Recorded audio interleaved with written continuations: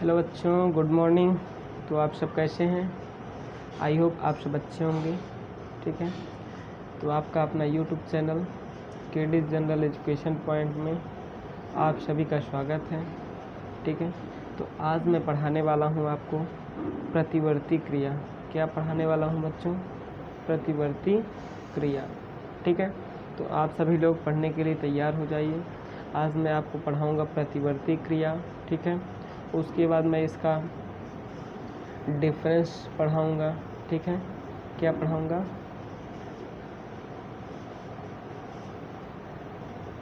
Difference पढ़ाऊँगा। उसके बाद मैं आपको 2-3 टॉपिक इसमें जो बहुत ही इम्पोर्टेंट हैं वो पढ़ाने वाला हूँ। ठीक है बच्चों, तो आप सभी लोग तैयार हो जाइए पढ़ने के लिए। बहुत ही शानदार तरीके से मैं आपको क्या करने वाला हूँ? पढ़ाने वाला हूँ। तो चलिए बच्चों, अब हम चलते हैं कहाँ पे? अपने टॉपिक की तरफ। अगर अभी तक आपने हमारे YouTube चैनल को सब्सक्राइब नहीं किया है तो प्लीज़ सब्सक्राइब कर लीजिए और बेल आइकन दबा लीजिए, जिससे आपको हर एक नोटिफिकेशन प्राप्त होते रहें। तो चलिए बच्चों, आज हम देखते हैं प्रतिवर्ती क्रिया। ठीक है, क्या देखेंगे बच्चों? प्रतिवर्ती क्रिया। तो आप सभी लोग हेडिंग डाल लीजिए, प्रतिवर्ती क्रिया सभी को पढ़ना है। ठीक है बच्चों, तो चलिए अब हम स्टार्ट करते हैं प्रतिवर्ती क्रिया। तो चलिए बच्चों, अब हम देखते हैं प्रतिवर्ती हमारी क्रिया क्या होती है, जिसे हम बोलते हैं रिफ्लेक्स एक्शन। क्या बोलते हैं? Reflex action. ठीक है बच्चों, तो इसकी डिफिनेशन क्या हो जाती है प्रतिवर्ती क्रिया की? प्रतिवर्ती क्रिया एक ऐसी क्रिया होती है जो क्या होती है? जो स्वचालित होती है ना। स्वचालित क्रिया को क्या कहते हैं? स्वचालित और अनैच्छिक क्रिया को क्या कहते हैं? प्रतिवर्ती क्रिया कहते हैं। ठीक है बच्चों, स्वचालित, एक सेकंड,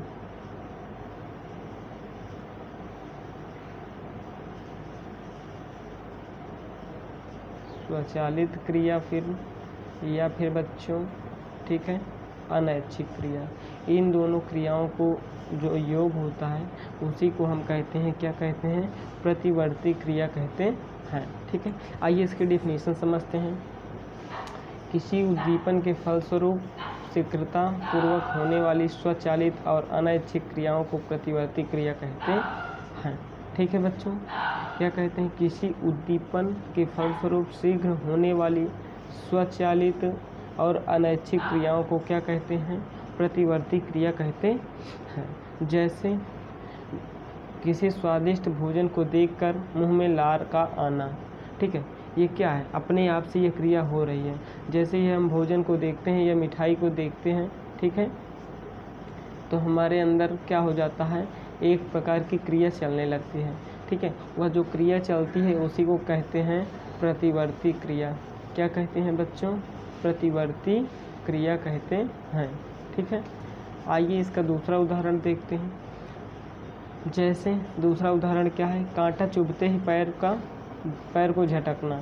ठीक है, कांटा चुभते ही पैर का झटके के साथ ऊपर उठ जाना, ये क्या होता है? एक प्रकार की प्रतिवर्ती क्रिया होती है, जो कि तुरंत देख करके वो क्रिया क्या हो जाती है? अपने आप से चलने लगती है।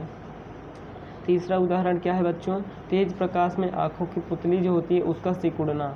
ठीक है, तेज अगर प्रकाश है, धूप है, ठीक है, तेज प्रकाश के द्वारा आँखों का क्या होना? ठीक है, तेज प्रकाश से आँखों का सिकुड़ना, आँखों की जो पुतली होती है उसका क्या होना? सिकुड़ना। ये हमारी किसका उदाहरण है? प्रतिवर्ती क्रिया का उदाहरण है। आइए देखते हैं, छींकना हो गया, खांसना हो गया, ये सभी किसके उदाहरण हैं? प्रतिवर्ती क्रिया के उदाहरण हैं। ठीक है बच्चों, किसके उदाहरण हैं? प्रतिवर्ती क्रिया के उदाहरण हैं। ठीक है, आइए देखते हैं आगे। ये क्रियाएं मेरुरज्जु से नियंत्रित होती है, यानी ये बच्चों क्रियाएं जो होती हैं वो हमारी स्पाइनल कार्ड के द्वारा, ठीक है, स्पाइनल कार्ड के द्वारा क्या होती हैं? ये क्रियान्वित होती हैं। ठीक है बच्चों, इतनी बात आप सभी को क्लियर समझ में आ गई होगी। चलिए बच्चों, अब हम समझते हैं प्रतिवर्ती क्रिया तीव्र गति से होने वाली स्वचालित अनुक्रिया होती है। कैसी क्रिया है ये? कैसी प्रतिक्रिया है? तीव्र गति से होने वाली स्वचालित अनुक्रिया है। ठीक है, अब देखते हैं इसमें क्या होता है। इसके संचालन में मस्तिष्क भाग नहीं लेता है। ये जो प्रतिक्रिया है ये इसका कनेक्शन मस्तिष्क से नहीं होता है, ठीक है। जो प्रतिवर्ती क्रिया होती है बच्चों, इसका कनेक्शन हमारा मस्तिष्क इसमें कोई भी इंफॉर्मेशन या संदेश, किसी भी प्रकार की सूचनाएं नहीं देता है। इतनी बात सभी को क्लियर हो गई है ना। चलिए अब हम आगे चलते हैं। तो जब आपको ये क्रिया पता चल गई है कि प्रतिवर्ती क्रिया क्या होती है, ये मोस्ट इम्पॉर्टेंट टॉपिक है बच्चों, ठीक है। ऐसा टॉपिक है, मोस्ट इम्पॉर्टेंट टॉपिक है। चलिए अब हम देखते हैं आगे। चलिए प्यारे बच्चों, अब हम समझते हैं प्रतिवर्ती क्रिया की क्रिया विधि। किसको समझेंगे? प्रतिवर्ती क्रिया की जो क्रिया विधि होती है। सबसे पहले हम जान लेते हैं कि जो हमारे मैकेनिज्म ऑफ रिफ्लेक्स एक्शन है, इसकी खोज किसने किया है, ठीक है। तो प्यारे बच्चों, इसकी खोज सर्वप्रथम हॉल नामक वैज्ञानिक जो थे, उन्होंने क्या किया था, इसका पता लगाया था। कब पता लगाया था बच्चों? ये पता लगाए थे 1833 ईस्वी में। कब पता लगाए थे? 1833 ईस्वी में, ठीक है। ये देखिए, मेरुरज्जु के प्रत्येक मेरु तंत्रिका दो मूल रूपों में निकलती हैं। किससे निकलती हैं? दो मूल रूपों में, यानी दो रूट में इनका क्या होता है, इनका क्या होता है बच्चों, फॉर्मेशन होता है। दो रूट में ये क्या होती हैं, निकलती हैं। कौन कौन सा हो जाएगा? पहला हो जाएगा डॉर्सल रूट, ठीक है। दूसरा हो जाएगा वेंट्रल रूट। ये क्या होता है? संवेदी तंतुओं से बना पृष्ठ को क्या कहते हैं?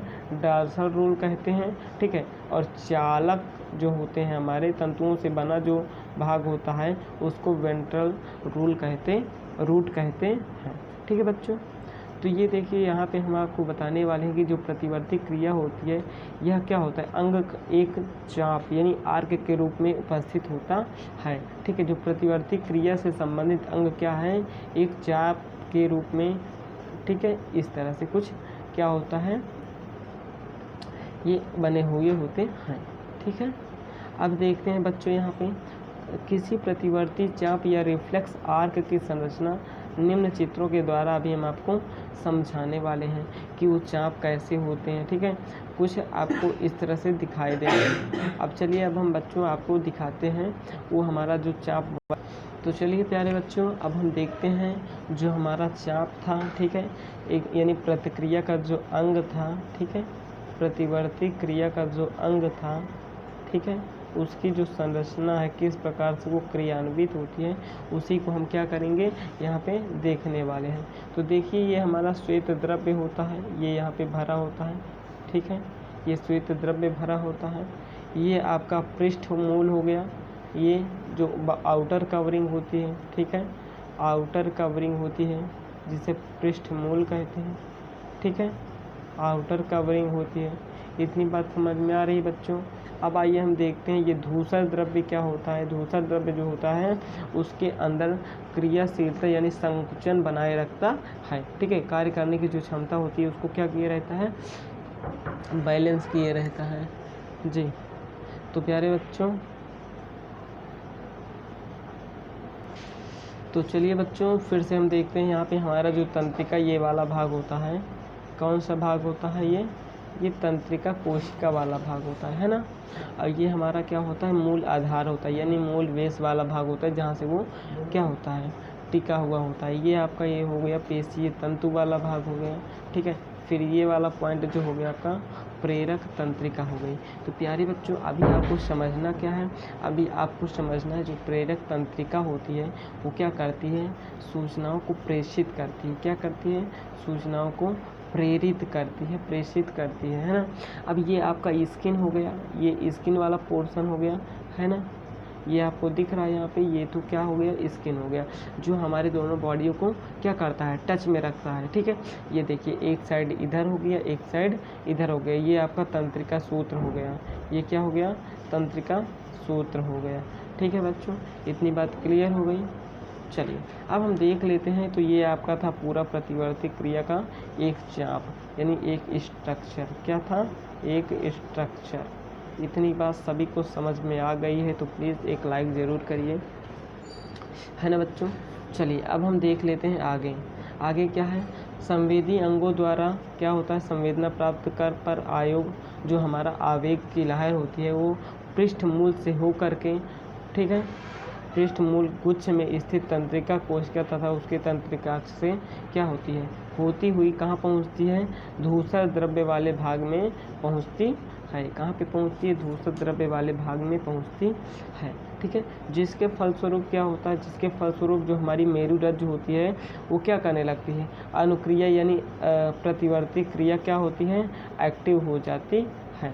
ठीक है, यानी स्वचालित होने लगता है, वहाँ पे जो क्रिया होती है वो अपने आप से होने लगती है। यह चालक तंत्रिका कोशिका के द्वारा संबंधित जो हमारी मांसपेशियाँ होती हैं वहाँ पे संवेद जो हमारा क्या होता है, संदेश होता है वो पहुँच जाता है। ठीक है, और क्या होता है, वो अंग अपनी अनुक्रिया करने लगता है। ठीक है बच्चों, इतनी बात क्लियर हो गई। आइए अब हम समझते हैं प्रतिवर्ती क्रिया को दूसरी परिभाषा से। ठीक है, दूसरी परिभाषा कौन सी है देखते हैं।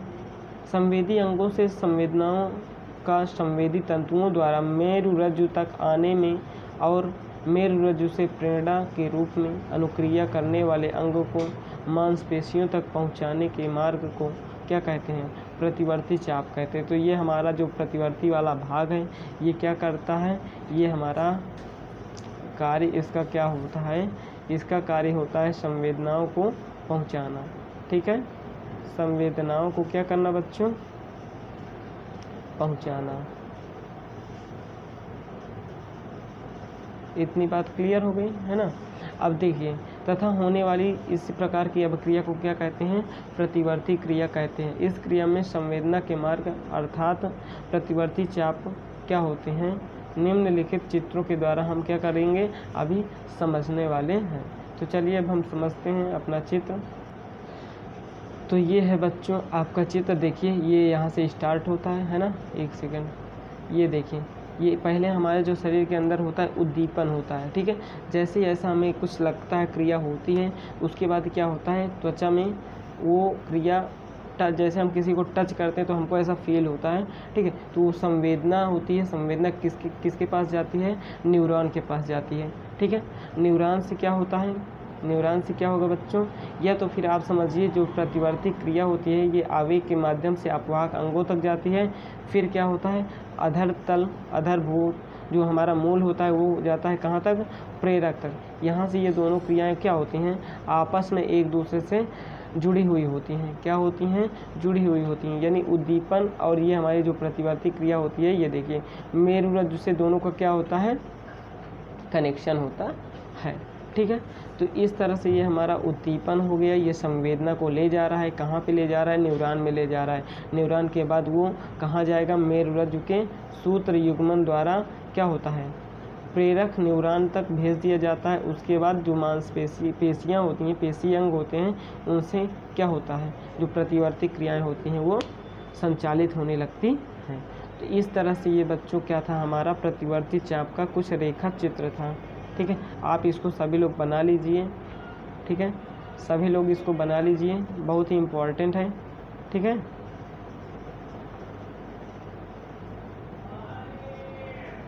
सभी लोग इसे बना लीजिए, बहुत ही इम्पोर्टेंट ये टॉपिक हमारा है। चलिए अब हम आगे देखते हैं कुछ और अलग सा। तो प्यारे बच्चों अब हम देखेंगे यहाँ पे प्रतिवर्ती क्रियाओं के प्रकार। क्या देखने वाले हैं, प्रतिवर्ती क्रियाओं के प्रकार। ठीक है, तो मैंने अभी आपको ये वाला भाग जो समझा दिया था। अगर आपने अभी तक चित्र नहीं बनाया है तो चित्र इसका बना लीजिए। ठीक है, चित्र बना लीजिए, तभी आपको मज़ा आने वाला है। चलिए अब हम समझते हैं। तो देखिए जो हमारी प्रतिवर्ती क्रियाएं होती हैं ये प्रतिबंध या अबंधित प्रतिवर्ती क्रियाएं होती हैं और इन्हीं को क्या कहते हैं, प्राकृतिक प्रतिवर्ती क्रियाएं कहते हैं। चलिए इनके डिफिनीशन समझ लेते हैं। ऐसी प्रतिवर्ती क्रियाएं जो जन्मजात होती हैं, ठीक है, ऐसी प्रतिवर्ती क्रियाएं जो जन्मजात होती हैं या प्राकृतिक रूप से होती हैं, उन क्रियाओं को क्या कहते हैं, उन क्रियाओं को कहते हैं बच्चों प्रतिबंधित या अबंधित प्रतिवर्ती क्रिया कहते हैं। ठीक है, इन्हें प्राकृतिक क्रियाएं भी कहते हैं। ठीक है, जैसे इसका उदाहरण देख लीजिए, एक विशेष समय या ऋतु में जंतुओं का जन्म करना, ठीक है, जन्म होना, या फिर पक्षियों के द्वारा घोंसले का निर्माण करना, ठीक है, या फिर क्या होता है, ये सभी जो हमारे क्या होते हैं, यानी मौसम के अनुसार या किसी परिस्थिति के अनुसार, ठीक है, परिस्थितियों के अनुसार क्या करना, अपने आप में चेंजेस लाना। ठीक है, परिस्थितियों के अनुसार अपने आप में क्या करना, बदलाव लाना। ठीक है, बदलाव लाना। ठीक है बच्चों, ये क्या होता है, खुद से जो प्रक्रियाएं होती रहती हैं वो हमारी प्राकृतिक प्रतिक्रिया होती है। तो इसके एक प्रकार ये हो गया हमारा प्रतिबंधित प्रतिक्रिया। ठीक है, ये बात आपको समझ में आ गई होगी। ऐसी प्रतिवर्ती क्रिया जो अपने आप से जन्मजात होती हैं, वंशागत होती हैं, उन्हीं को प्राकृतिक प्रतिक्रियाएं भी कहते हैं। ठीक है बच्चों, चलिए अब हम आगे नेक्स्ट देखते हैं। चलिए बच्चों, अब हम यहाँ पे देखने वाले हैं दूसरी जो प्रतिवर्ती क्रिया के जो दूसरा प्रकार है। ठीक है, प्रतिवर्ती क्रिया का जो दूसरा प्रकार है उसको यहाँ पे हम क्या करने वाले हैं, समझने वाले हैं। तो आप सभी लोग ठीक है वीडियो के लास्ट तक बने रहिए, वीडियो को सब्सक्राइब करिए, चैनल को, वीडियो को लाइक करिए, शेयर करिए। ठीक है, अब चलिए हम देखते हैं सरल एवं जो कूलित प्रतिक्रियाएँ होती हैं, यानी जो क्या होती हैं हमारी उपार्जित, ठीक है, या किसी व्यक्ति के द्वारा वो प्रतिक्रिया क्या होती है, सीखने या प्रशिक्षण से प्राप्त होती है। ठीक है, जैसे इसकी डिफिनेशन समझते हैं। इस प्रकार की जो प्रतिवर्ती क्रियाएं होती हैं जंतुओं में सीखने या प्रशिक्षण के द्वारा होने लगती हैं। ठीक है, यानी जो प्रतिक्रियाएं होती हैं हमारी, समझना आप, जो प्रतिवर्ती क्रियाएं होती हैं जो किसी दूसरे व्यक्ति के, ठीक है, किसी दूसरे जंतु या ठीक है मनुष्य, ये पशु, ठीक है, से क्या होती हैं, सीखने के बाद होती हैं। ठीक है, सीखने के क्या होती हैं, बाद होती हैं।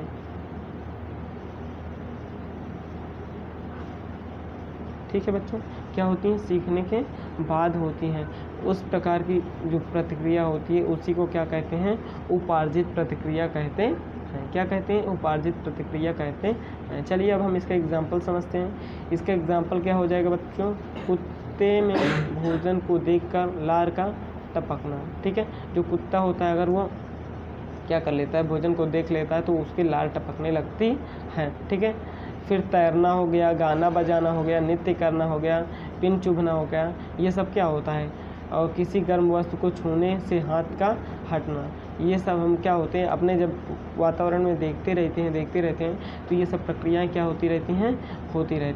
ठीक है बच्चों, चलिए अब हम देखते हैं इसी के उदाहरण। जैसे खांसना, जब श्वास मार्ग में भोजन पहुंच जाता है या किसी और कारण से जो हमारी श्वास नलिका होती है उसमें रुकावट आ जाती है तो क्या होता है, फेफड़े में एक प्रेशर बन जाता है। जो फेफड़ा हमारा होता है वो जो उसके अंदर कुछ भी अगर मटेरियल गया है, कुछ भी पदार्थ गया है तो उसको एक प्रेशर के माध्यम से वो बाहर निकालता है। ठीक है, जब वो बाहर निकालता है, ठीक है, तो उसके साथ क्या होती है, सारी वायु बाहर निकल आती हैं और इस प्रक्रिया होती है जब प्रेशर के द्वारा, तो उसमें क्या होता है, खांसी आने लगता है। ठीक है, और क्या होता है, श्वास मार्ग में आई रुकावट से वायु को क्या होता है, क्षति होती है। ठीक है, वायु को कष्ट होता है, यानी क्षति होती है, वायु सही से हमारे अंदर बॉडी के अंदर क्या पहुंच नहीं पाती है। ठीक है, इतनी बात क्लियर हो गई। चलिए दूसरा देखते हैं, छींकना। फेफड़े में वायु द्वारा दाब के साथ नाक, ठीक है, निकलती है। इसमें भी क्या होता है बच्चों, इसमें भी हमारे जो श्वास मार्ग होता है उसमें कुछ ना कुछ रुकावट बन जाती है जिसके कारण हमें छींक आती है। क्या आती है, छींक आती है। ठीक है, जब हमारे वायु मार्ग में क्या होता है, श्वसन मार्ग में किसी प्रकार की अगर रुकावट आती है, ठीक है, तभी क्या होता है, ये सारी क्रियाएं होती हैं। ठीक है, ये सारी क्रियाएं होती हैं। ठीक है बच्चों, इतनी बात क्लियर हो गई। आया सभी को समझ में कि नहीं आया? ठीक है, अगर आ गया है तो एक बार प्लीज़ लाइक कर दीजिए। चलिए दूसरा देखते हैं बच्चों। दूसरा क्या है, ये तो सभी को पता है कि ये देखने से होती है ये क्रिया।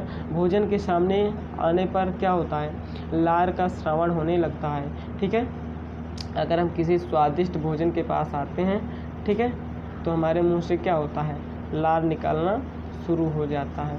ठीक है, क्या होता है, लार निकलना शुरू हो जाता है, यानी लार आने लगता है। तो ये भी बच्चों जो हमारी प्रतिक्रिया है ये बहुत ही मोस्ट इम्पॉर्टेंट होने वाली है। आप सभी लोग इसको क्या कर लीजिए, आप सभी लोग इसको नोट कर लीजिए, है ना। और अपना जो क्या है, अपना जो कंटेंट है, ठीक है, कंटेंट है यानी आपकी जो नोट्स हैं उसको आप क्या करते चलिए, बनाते चलिए। ठीक है बच्चों, नोट्स बनाते चलिए, तभी आपको पढ़ने में मज़ा आएगा। ठीक है, पढ़ने में मज़ा आने वाला है। तो सभी लोग नोट्स बनाते चलिए। इतनी बात क्लियर हो गई। चलिए बच्चों, अब हम आगे चलते हैं। आइए बच्चों, कुछ हम और देख लेते हैं। जैसे अभी तक मैंने देखा था, पढ़ा था, आपको पढ़ाया था कि ठीक है, लार का श्रावण होना, पलक का झपकना, अन्य तमाम प्रकार के जो हमारे उदाहरण हैं वो क्या हैं, अनु प्रतिक्रिया के उदाहरण हैं। ठीक है, जैसे उबासी आना, साइकिल चलाना, नृत्य करना, गर्म वस्तुओं पर हाथ लगाकर, ठीक है, तुरंत हटा लेना या पैर लग जाने पर तेज़ी से हटाना, ये सब हमारी क्या होती हैं, ये सब जो क्रियाएं होती हैं ये हमें सीखने के बाद क्या होती हैं, पता चलती हैं। ठीक है, सीखने से पता चलती हैं। इतनी बात समझ में आ गई सभी को। ठीक है, सीखने से पता चलती हैं। तो ये नोट बाय पॉइंट जो है वो आपके लिए बहुत ही इम्पोर्टेंट होने वाला है। आप सभी लोग इसे क्या कर लीजिए, नोट कर लीजिए। क्या है, पाल वाल नामक रूसी वैज्ञानिक ने कुत्ते में भोजन को देखकर लार का टपकना, इस प्रतिक्रिया के एक महत्वपूर्ण उदाहरण क्या किया है, प्रस्तुत किया है ना बच्चों। कौन वैज्ञानिक थे, उन्होंने देखा था, पाल वाल। कौन थे, पाल वाल। कहाँ के वैज्ञानिक थे, तो रूस के वैज्ञानिक थे। कहाँ के थे बच्चों, रूस के वैज्ञानिक थे। ठीक है, चलिए अब हम देखते हैं प्रतिवर्ती क्रिया के जो महत्व होते हैं कौन कौन से हैं। ठीक है, तो हमारे प्रतिवर्ती क्रिया जो होती है वो हमारे लिए बहुत ही महत्वपूर्ण होती है। इसका पहला पॉइंट आप सभी लोग देखिए। पहला पॉइंट क्या है, प्रतिवर्ती क्रिया मेरुरज्जु द्वारा संपादित, अतः मस्तिष्क का कार्य जो होता है वो कम करती है। ठीक है, जो हमारी प्रतिवर्ती क्रिया होती है हमारे मस्तिष्क का कार्य को क्या करती है, कम करती है। ठीक है, मस्तिष्क के कार्य को क्या करती है, कम करती है। इतनी बात समझ में आई।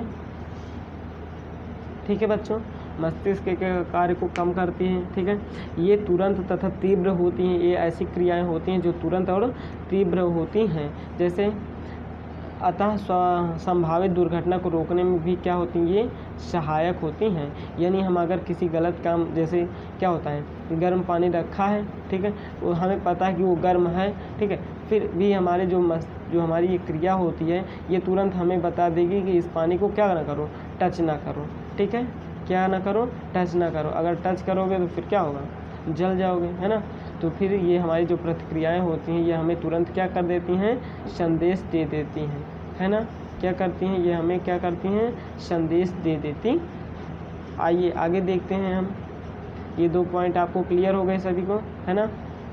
सभी लोग 2 पॉइंट क्लियर हो गया कि नहीं क्लियर हुआ। मस्तिष्क का कार्य को कम करती हैं तथा संभावित होने वाली दुर्घटनाओं को रोकती हैं। इतनी बात क्लियर हो गई। चलिए बच्चों, अब हम समझते हैं अनुकंपी और परानुकंपी जो तंत्रिका तंत्र होता है इसके अंतर को समझते हैं। ठीक है, अनुकंपी जो हमारी तंत्रिका तंत्र होती है ये क्या होती है, और परानुकंपी तंत्रिका तंत्र होती है ये क्या होती है। तो दोनों में हम क्या समझने वाले हैं, डिफरेंस समझने वाले हैं। ठीक है, डिफरेंस समझने वाले हैं। तो सभी लोग पेन कापी लेकर बैठे रहिए, लिखते रहिए, नोट्स बनाते रहिए। चलिए हम देखते हैं जो अनुकंपी तंत्रिका तंत्र होती है इसमें क्या होता है, हृदय की जो धड़कन होती है ये बढ़ जाती है। ठीक है, जो अनुकंपी तंत्रिका तंत्र होती है ये क्या करते हैं, हृदय के धड़कन को बढ़ाती है। और जो परानुकंपी तंत्रिका तंत्र होती है वो क्या कार्य करती है बच्चों, तो पहला पॉइंट हो गया, वो करती है काम, हृदय की धड़कन को कम करती है। तो आपसे अगर पूछा जाए कि जो हृदय के धड़कन होता है, ठीक है, हृदय का जो धड़कन होता है उसे कम कौन करता है, कौन सी तंत्रिका तंत्र, तो परानुकंपी तंत्रिका तंत्र कम करती है। ठीक है, अब आइए देखिए आँखों की पुतली को जो फैलती है वो कौन सी तंत्रिका तंत्र कार्य करती है, तो ये हमारी तंत्रिका तंत्र होती है अनुकंपी तंत्रिका तंत्र। ठीक है, आँखों की पुतली का ऐसे फैलना क्या होता है, तो अनुकंपी तंत्रिका तंत्र होता है।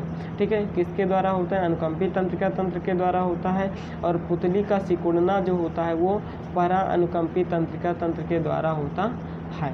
ठीक है, चलिए अब हम तीसरा पॉइंट देखते हैं। तीसरा पॉइंट क्या है, अश्रु ग्रंथियों के श्रावण को बढ़ाता है। जो हमारा आंसू होता है उसकी गति को, उसके श्रावण को कौन सी तंत्रिका तंत्र बढ़ाती है, कौन संदेश देती है कि ज़्यादा से ज़्यादा मात्रा में क्या हो, आंसू का श्रावण हो, तो वो हमारी होती है अनुकंपी तंत्रिका तंत्र। इतनी पॉइंट क्लियर हो गया आपको।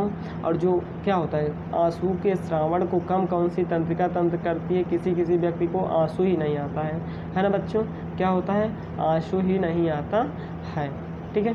तो क्या होता है, वो कौन से उसकी जो परा अनुकंपी तंत्रिका तंत्र होती है वो बहुत क्या होती है, एक्टिव होती है, ठीक है। चलिए अब हम देखते हैं जो हमारा यूरिन होता है इसका शिथिलन कौन सी तंत्रिका तंत्र के माध्यम से होता है, इसका हमारा होता है अनुकंपी तंत्रिका तंत्र के माध्यम से। और जो संकुचन होता है, कंट्रैक्शन होता है, उसको क्या कहते हैं, ठीक है, जो यूरिन का कंट्रैक्शन होता है, ठीक है, वो किसके कारण होता है, तो वो परानुकंपी तंत्रिका तंत्र के कारण होता है। इतनी पॉइंट क्लियर हो गई। चलिए अब देखते हैं हम बच्चों एड्रिनल ग्रंथि, जो चौथा या पांचवा पॉइंट है आपका, आप सभी लोग पॉइंट वाइज डालते जाइए, ठीक है। एड्रिनल ग्रंथि को अधिक श्रवण के लिए कौन प्रेरित करता है, ठीक है, तो ये हमारी अनुकंपी तंत्रिका तंत्र होती है, ठीक है। आइए देखते हैं मूत्राशय को एड्रिनल ग्रंथि को श्रावण को कौन रोकता है, तो ये हमारी हो जाती है परा अनुकंपी तंत्रिका तंत्र, ठीक है बच्चों। इतनी बात क्लियर हो गई।